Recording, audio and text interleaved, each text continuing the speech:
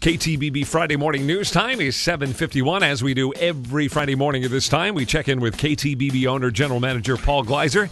And you tell me, what's on your mind, sir? Thank you, Garth. We're sponsored by KE Cellars, Tyler's Old World-Style Boutique Winery in the French Quarter on South Broadway across from the mall. The KTBB World Tour is off again, this time to London and the English countryside. I just pre-experienced it for you, and if you don't go on this trip, you'll never know what you missed. At almost exactly this moment 2 weeks ago, I was standing at the ancient monoliths of Stonehenge. While on this fabulous trip, I slept in a castle, saw the Roman ruins at Bath, found out about a truly charming English city by the name of Chester, learned why Liverpool is one of the most important cities in English and American history, watched the changing of the guard at Buckingham Palace, spent an afternoon in the Tower of London, and did it all knowing that Trafalgar Tours had my back the entire way. This is simply one of the best trips I have ever taken, and I'm going to take it again, this time with you. We depart on November 19th. We have room for only 24 couples, and the best news is the price. It's just $22.99 per person, double occupancy, and that price includes very nearly everything. To learn more, just go to ktbb.com/world tour. England is still the sceptered isle. It is still the land of kings and fairy tales, and it still bears much of the majesty it bore in the days when the sun literally never set on the British Empire. To see the changing of the guard at Buckingham Palace, to see what a royal wedding can do to capture worldwide imagination, to walk the streets of London, to be among its 8 million residents, and to see buildings and monuments that serve to form the very people that we are today, is to appreciate anew just what a huge impact England has had on the history of the world.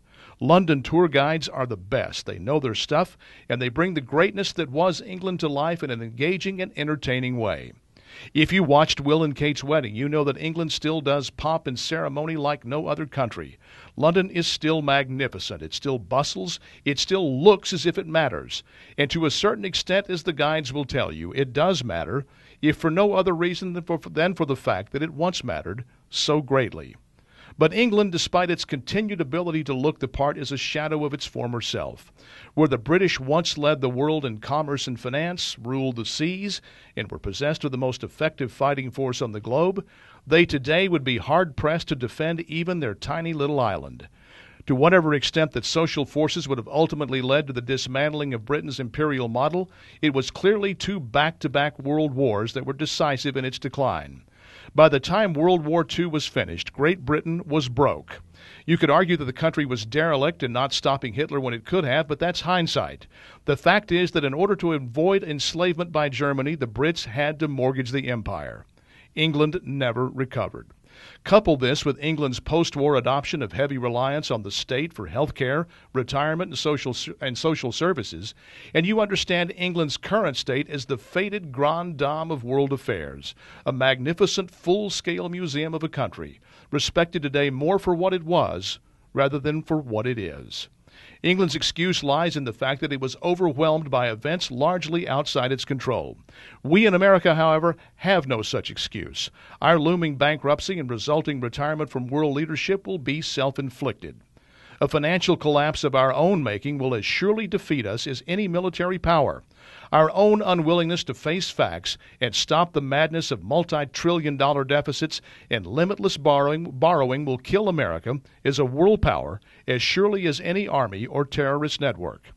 It's becoming all too easy to imagine someday in the future when people from other countries visit New York and Washington and pay tour guides to explain to them why it all mattered so greatly at one time in the fading past. That's my word. What's yours? Go to youtellmetexas.com and you tell me. I did, of course, drink some wine while I was in England, notably not California wines. California wines don't dominate wine lists there the way they do here.